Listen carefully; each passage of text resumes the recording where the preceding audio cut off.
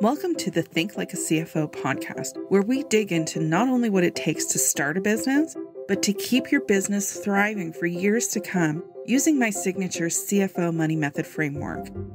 I'm your host, Melissa Houston, and I am a CPA and business financial coach. I have over 20 years of experience in business, and it is my passion to share my knowledge of business finance and personal finance with other women. You can also follow me with my column at Forbes.com or my column with Entrepreneur.com. Farnoosh Torabi is one of America's leading personal finance authorities, hooked on helping you live your richest, happiest life. As contributing editor to Oprah Magazine and Next Advisor, host of a primetime series for CNBC, and creator of the Webby-nominated podcast, So Money, Farnoosh has become our favorite go-to money expert and financial friend. The New York Times calls her advice perfectly practical. Farnoosh's award-winning and critically acclaimed podcast, So Money, has surpassed 14 million downloads with listeners in over 200 countries, thanks to its one-of-a-kind interviews and deep conversations about money. On the show, she spotlights leading experts, authors, and influencers, from Arianna Huffington to Margaret Cho, Queen Latifah, and Tim Gunn. And they talk about their financial perspectives, money failures, and habits. She also answers listeners' personal financial questions each week. I am so excited to welcome her to the Think Like a CFO podcast today.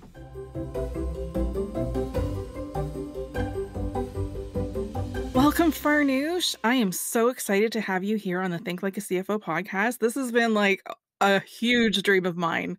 Oh my gosh. Thank you, Melissa. That's so kind to say. I'm excited. Congratulations on your show. Thank you. I have so much to thank for my show from your guidance and coaching. For those of you who don't know, Farnoosh Torabi and Jacqueline Malone have the Pays to Podcast, and they have a program for people who are, you know what, you should probably be saying this, Farnoosh, but just jump in there and thanks for plugging it. Yeah, we were so grateful to have you in our program.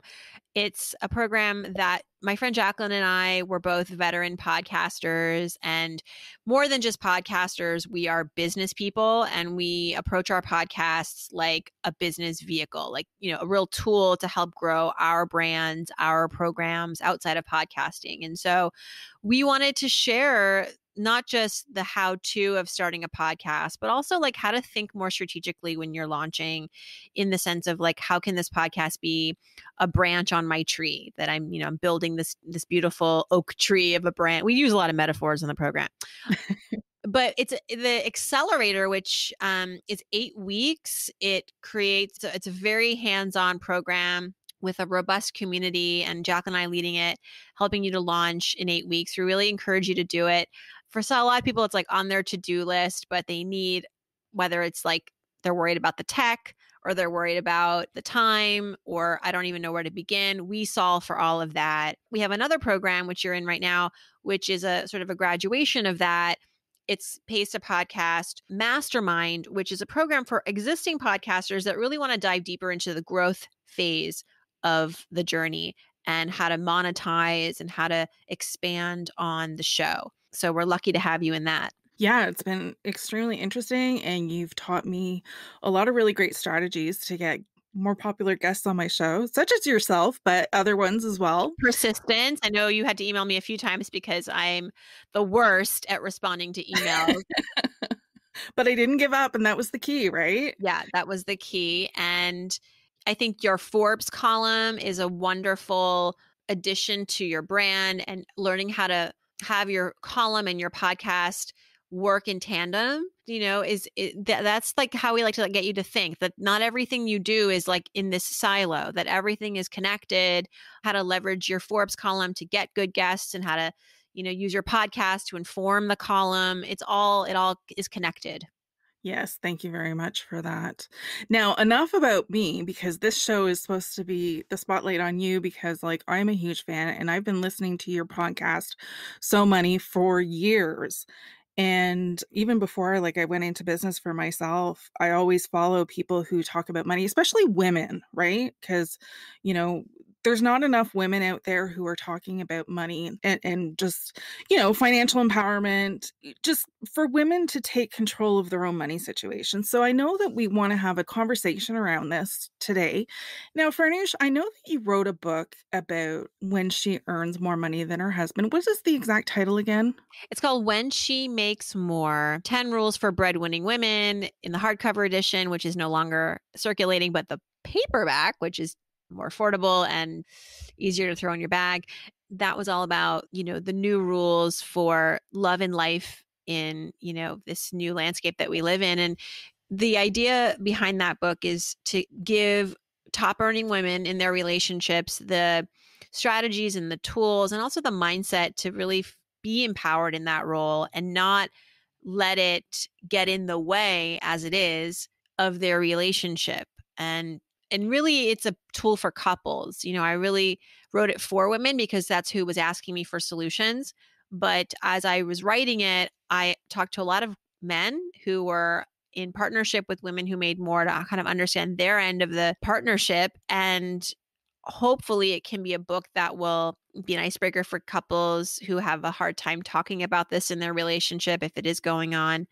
But there's lessons in there for everybody.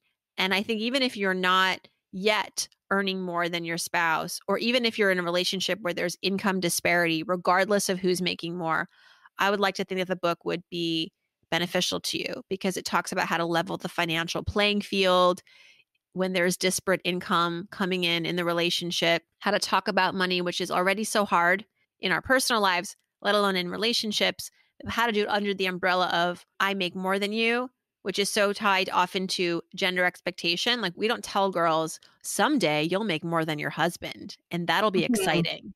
We don't say that. Well, I know, for my generation, it would have been almost unheard of when I was growing up that, if I told anybody that I was going to make more than my husband, they would tell me I was dreaming, like, that would never happen, and it did, and, my husband's very comfortable with it, thankfully, but it just goes to show you how things have changed so much over the years, right? And I was also reading an article that you had wrote recently, and it was speaking to the she-cession and how women have been largely affected by the current recession. And I think the latest stat I heard was 2.6 million women were out of work due to the recession. So I'm conflicted in my thoughts about making more money than your husband, which, yeah, I still believe is a current and relevant topic, but I also feel that women have been so largely affected by the recession and, there's massive job losses there. And then we're also dealing with Unemployment, female unemployment. female unemployment, but also, the wage gap. Like there's so many issues affecting women and money and women just generally not being as informed about their financial situation as they should be. Yeah, I think it's a lot of forces at play as you brought up. Where we are right now in the history of maybe women and money is a bit of a sticking point where I think, you almost have to take two steps forward and then we're taking like three steps back. I think that the last 10 years since the Great Recession, if you look at the statistics, that last recession that we all suffered through, 2008, 2009, was dubbed the man session. So that was when we saw a lot of men drop out of the workforce for reasons because the industries that were most impacted by the economic downfall were what? Finance, construction, manufacturing, male dominant industries. So that created a necessity sometimes for the women in the household to earn more, to go back to work. And when I wrote this book when I released it in 2014, it was kind of on the outskirts of that. And we were seeing the effects of that now really in society, in which was that a lot of women were continuing that role. They were continuing to play breadwinner. So we saw a big jump in the female breadwinner role in households, I think, since the recession, which is perpetuated. And then add to that, we have the graduation levels, more women graduating from college, graduate school, medical school, law school, all of the schools at higher clips than men. So that puts them in a better position to get the higher paying job. So you look at all this stuff and it's all cause for celebration. And then you land in 2020 with the pandemic, and a lot of those very women who may have been the breadwinners are now either furloughed, taking a step back, taking a pause. Why? Because women still are at the forefront of caregiving in our society, which is what I love about women. We are givers, we are we are Superwomen. we are the super women, but we're not supported in that role. You know, we Yeah. learn the fractures where we don't have a system in place to allow women to continue being super women. And I think that that's the big learning right now, the big takeaway, that was the big sort of like, we knew that was the case, but the pandemic really, unleashed that in a really terrible way for women of all color, of all races, where the people who were most affected by the recession were not the six-figure earning women necessarily. It was the women who were working shift jobs and single moms and women of color who were already not in a great place financially, and now we're just increasingly damaged by the recession because their kids are home from school and they have to choose. You just couldn't do both in the pandemic. And so I do think that it's going to be a period of repairing that damage. And it's not going to just take women standing up for themselves. We're going to need men to voice in this as well. We need a lot of men to come on stage and say, I need my wife to be working. There's this Marshall Plan right now for moms they're proposing, which is let the federal government pay stay-at-home moms for their work.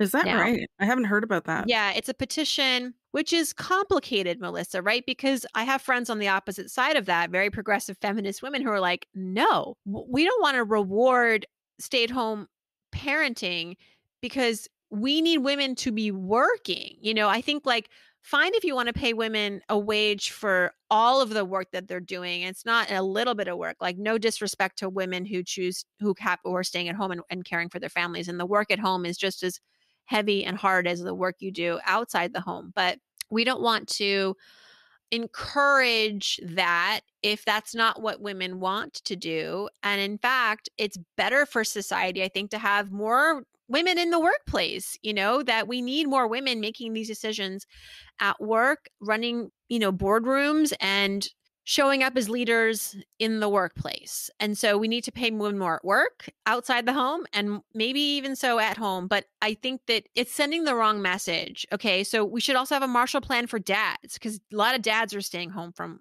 work now too. So what about their work, right? So it's kind of pinning housework and stay-at-home work to women, which is not progressive. If we want a plan like that, then we need to just create maybe a federal program that says if you are a single earning household, you will get a subsidy from our federal government. And that's sort of what we're seeing in this latest stimulus bill, which is, more of a tax credit for childcare. But to say that, hey, women, you can stay at home, government will pay for it, or we will pay, it's like, great, but I also want women to work. There has to be some middle ground. And I think that's a very healthy debate. I don't think it's so black and white, but I see feminists on both sides of this issue. And I have, as the journalist in me is still asking a lot of questions, but I'm siding more with, let's focus on getting more women back to work and paying them an equal wage. And not necessarily just back to work, but into more important or more senior roles. Management roles in the boardroom. Entrepreneurship, running businesses, right? C-suites, everywhere, right? Absolutely. Yeah. Whatever they want to do. Exactly. That's the key.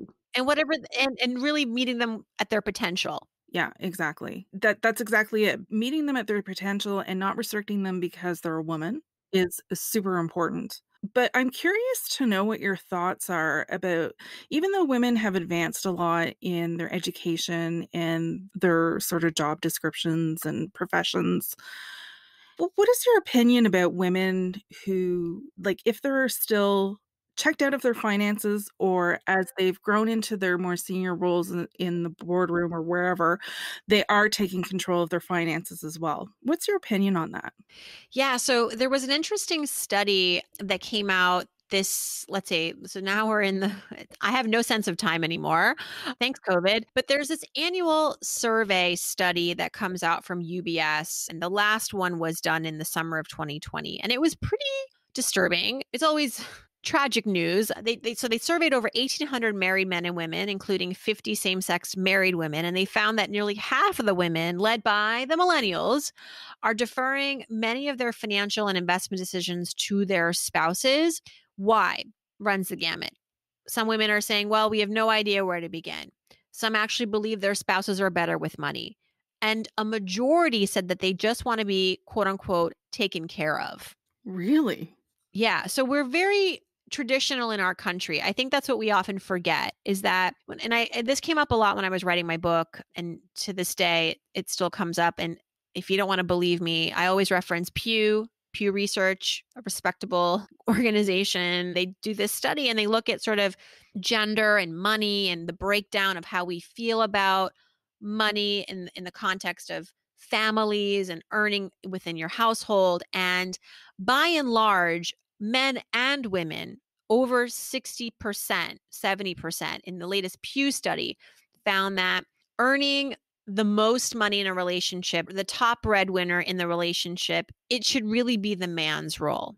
That is like what constitutes being a good father, a good husband, a good man, all of the things. And this isn't just the men speaking, this is also women. So we tend to forget that there is a gap between what we want, what we expect from society. We expect equality. We expect opportunities for everybody. We expect there to be no problem who makes more in a relationship. And yet there's a huge gap between what our conditioned minds are telling us makes us feel safe and normal and quote unquote taken care of, and what our progressive values are telling us is right. Like I always say, it's like this gap between your intelligent brain, like it shouldn't matter who makes more. It shouldn't matter, who's bringing in how much money in a relationship. And yet we have millions of years of conditioning, social conditioning, hardwiring, some would say, of associating certain gender for certain roles. And men have always been exclusively connected to the breadwinners in a family, like the breadwinner role in a family. Women have always been exclusively pinned to this role of caregiver. And that's going to take time to overcome. And even if it can be subconscious, it's not something that you would say out loud, but perhaps there is a part of you that clings to that because it does feel it's what you grew up with. It's what you witnessed. It's what you experienced. So that feels comfortable, familiar, safe to you. So you want to repeat that in your adult life. I get it. But it does. But it's like studies like these from UBS about women sort of burying their head in the sand and not being proactive about their money. It's worrisome, at the end of the day, because it implies so many risks. I have interviewed so many entrepreneurs, Melissa, business owners, women who say to me, I'm good at making money. I'm terrible at managing it. So I defer all financial decision making about my business to my husband. I can't say it's a lot of women, but it's enough. I've heard it enough. No, it is a lot of women. I can say that from experience. I mean, that's basically my 99% of my clientele. Yeah. So it's a bummer, and it's a complete mindset kerfuffle. Like it's really just, it's the voices in your head, because there's no rationale to that. You're telling me you were able to build a 7-figure business and you can't decide how to pay your credit card bill or open up a SEP IRA or even understand what offers you're sending out into the world and how much profit there's attached to them. Right. Yeah. You should know what's your bank balance. I wake up every morning and I check on my app my financial statement. Like I love it. It's like I check. I couldn't tell you what the weather is today, but I can tell you what's sitting in my bank account because I have chosen to prioritize that. I've also haven't left my house in 4 months, but also, priorities. But I would do this anyway. And I want to encourage this in women. Like there's nothing wrong with this. This is the thing too. I think women have grown up more with this narrative of money is evil. money is icky. If you're ambitious about money, you can't be ambitious about other things that are far more important, like your family and your health. And, why are you so, gosh, like you think about money too much. What man has ever heard that? Exactly. Right? Yeah. So we need to stop it. Stop it. We need more allies and not just women, you and I talking about this, but I want to hear from more fathers and CEOs and men who recognize and are willing to advocate for women everywhere and say, we need to do a better job of giving women the credit that they deserve. Yeah. I'm curious, because of the nature of your profession and you've chosen to become a money expert, what was your childhood like? Like, did your parents talk about money at home? Was it an open subject? Or is this something that you've learned on your own? Oh, my parents talked about money a lot, the good and the bad, the good and the bad. So I wouldn't say that every day was a lesson in compound interest. I would say that in the beginning, I learned just how much money was a source of conflict in a marriage. My parents fought endlessly about money, mostly over the power struggle that came with the money. So my father was often, well, he always made more. My mother sometimes worked and sometimes not. And I would hear the fights over all the decisions about money. Like they didn't agree about a lot of the ways to spend and what they, look, my parents also were very young when they got married. It was, for all intents and purposes, it was an arranged marriage in Iran. So they didn't get a lot of time to like sort out their financial differences. That wasn't really part of the deal. It was like, do you like each other? Sort of. Do your families like each other? Okay, put a ring on it. And they had to learn on the go about all their differences. So I sympathize. Now we have the luxury of sort of like, you can at least Google somebody now before you go on a date at least. So they didn't have that technological luxury.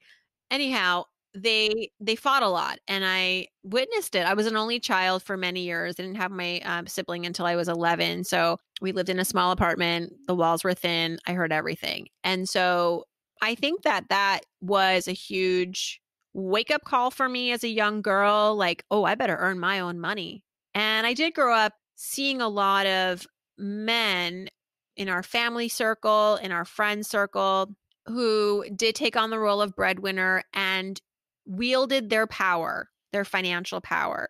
Their wives were, quote unquote, taken care of, but were they happy? Did they feel powerful or empowered?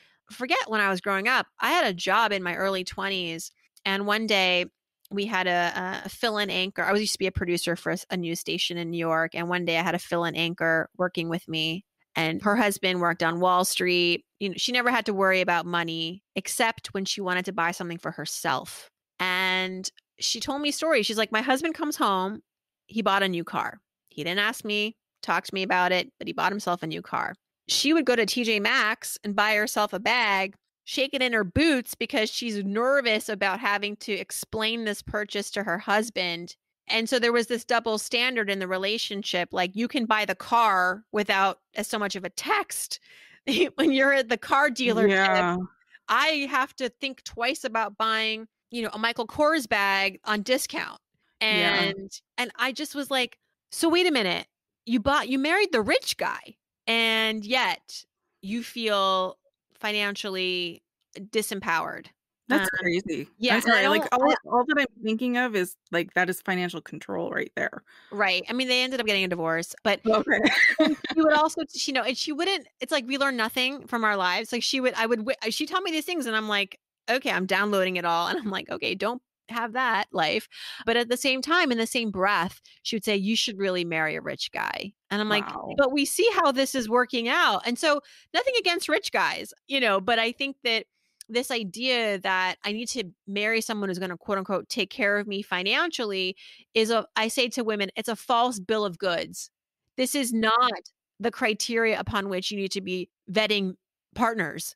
And there are other books on this. I just interviewed John Berger. He wrote a book called Date-onomics. And then this new book he wrote about, the new rules for dating. And he actually is a proponent of, I forget what he called it, but it was something like intereconomic dating. So like, mixed collar dating. So like white collar and blue collar marriages are sometimes the best. And actually a white collar woman and a blue collar guy. And these are like very dated terms. I apologize if it's offensive to people to call someone like a blue collar, white collar. I don't know. But just these are his words. And he was like, because it's not even about the money. It's not even about the like varying levels of income. It's about if you're making a union and you want kids and you want to, to expand on your family and all the things. It's hard when you have two white collar, let's say, people, because they're like presumably working crazy hours. They have non-negotiables at work that make it really hard to, support a family and be present versus like two different types of career tracks. I don't know. He just said it sometimes it does blend better sometimes when you're looking at building a family together. And that is the structure of me and my husband. So I'm the white collar and he's the blue collar. He's an electrician by trade. There you go. And How does yeah, it work out for you guys? when you're talking about, a man taking care of you, my husband takes care of me by doing all the stuff around the house. He takes care of you by doing everything that you would do if you were not the breadwinner. Exactly. Well, not even just that. Like, I'm not even talking about, raising the kids or making dinner and stuff like that. But it's like, something's broken in the house, he'll fix it. A doorknob's broken, he fixes it. He does all the things that I would never have a clue how to do. And he always makes fun of me because, like, like the IKEA furniture and, things that you have to assemble and stuff, like, forget it. I have no idea how to do that. I don't know how to drill. I can't build a deck. I can't do any of that. So he's the guy who comes in and personal task rabbit in your house. That's great. But then, I take care of the finances and stuff. And, it's just a give and take. It's teamwork.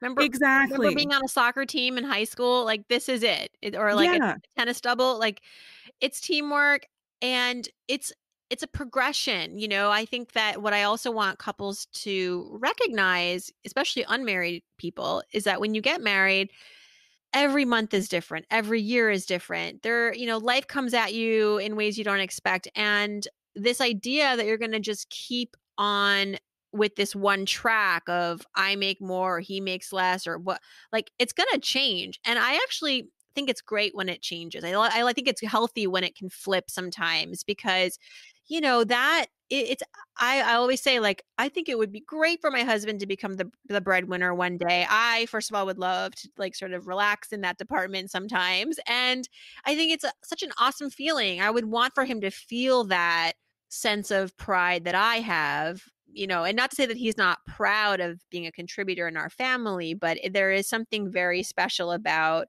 sort of, I think, being able to provide for your family in this way. It's different for everybody. I definitely source more of my sense of self-worth to how much I make. And I know that doesn't make a whole lot of sense to some people, but I do. I get a lot of satisfaction out of earning more and, exceeding my financial expectations for the year. That's me. And for some people, it doesn't matter. And I actually married a guy for that. For him, it doesn't really matter. He wants to do good work. He wants to be compensated. He knows his value, but he's not like checking his net worth every day. I am that person. And I think there's something to that synergy. I really do. Yeah. I mean, you're motivated by money. And for some women, that is a very uncomfortable subject. I mean, I totally get it because I'm motivated by money as well. But I also came from a childhood where my parents spoke about money constantly. Yeah. They talked about money. So I talked about the bad, and then they would, but at the same time, they invited me into these relatively adult conversations about money, whether that was at the dinner table, my father would be discussing like layoff packages, like I was 9 or 10 and he would be telling my mom about like, should I take the package? Like early voluntary leave, these. And in my mind, I thought that was like a box with a big bow on it with toys in it or something. Like I was like, take the package, Dad. Is there something in it for me? Take the package. He never took the package because he's risk averse. And I learned a lot about, I was not raised to be an entrepreneur. I will say I was raised to like get a PhD like my dad, but I got a master's. I stopped short, much to their chagrin, but I think we've worked it out. They taught me about asking for a raise. They taught me, I remember I got my first job. My dad was like, did you ask about the 401k? I'm like, what's a 401k, Dad? And what's a credit? He told me about credit scores. He taught me about credit scores. And so I remember my mom pulling me aside one day and being like, you should always earn your own money no matter what, you know? So I definitely credit a lot of my appetite for financial learning and curiosity from my parents, but also really like I grew up not intimidated by it. And a lot of parents ask me like, how can I raise my kid to be money savvy? Or I was like, look, it's not about sitting down and talking to them about investing or compound interest. That's great. But are you talking about money every day in some way with your kids? Whether that's letting them in on a conversation with your partner, like, oh, so how much does that cost? And do we want to pay for it? Do we want to afford it? It's just giving them that fluency so that when they go into college, they're not completely blindsided by the fact that, okay, now they have maybe a budget or a student loan budget and they have to spend it wisely. Like they kind of know, or they know what questions to ask these, or better yet, they know that they can pick up the phone and call you with a question as opposed to doing something on a hunch, making a big financial boo-boo, and then coming to you. So giving your kids that permission to ask questions, to be curious, and to foster that, I think is really what's important. Now, what would you say to women who, if you found out they're not taking control of their finances, they are in fact letting their partners make all the decisions and stuff? What type of advice or maybe even intervention would you offer them? Yeah. So it's a mix of mindset and strategy. I wrote about this for Bloomberg. I read a column there. And the first bit of advice I had for these women, for example, who defer a lot of their financial decision making to their spouses, their male spouses, is like, one, just, go to that dark place. Imagine suddenly being left alone, needing to manage your money on your own. And this is now years after being in the dark. You don't know the passwords to your joint account. You don't even know how much is in there. You know, not to scare you, but I think that sometimes fear can be a catalyst for change. And remember too that women are expected to live longer and are more likely to be alone in their older years. So with that comes just a necessity to know this stuff. You need to have an awareness, and it's going to haunt you one day. It absolutely will. So you need to get ahead of it and like imagine that dark place, because that might be the catalyst to get you more determined to do something about it. Now, let's say you do that and now you're like, okay, I'm scared. I need to do something. So it's now about getting sort of back in the game, and this is going to require a conversation with your partner. And it doesn't have to be difficult, but I would suggest an icebreaker, something to the effect of, I've been thinking that starting this month or this week, I want to be more in touch with our finances, and really thank your partner for doing the work that they're doing, because it's usually not out of, they're not doing it on purpose as a way to control you. In fact, after I wrote this article, a lot of husbands wrote to me and they said, thank you for writing this. I shared it with my wife because I have been trying to encourage her to be more involved and she wants nothing to do with it. So I shared your article as an article written by a woman, an expert on why this is important. So, I loved hearing from the husbands on this, but thank your husbands for taking this role and say, look, whether it's like, I know you've been telling me, or but if I get it, like for whatever, you don't have to explain yourself. You're like, I'm ready to do this. Your partner should understand. If not, it's worth an exploration. In my experience, if a spouse is resistant to their wife learning about the money in the family, well, there's something bigger going on. And you need to get to the bottom of it. And then the next step is really, so this is baby steps. Start with access and transparency.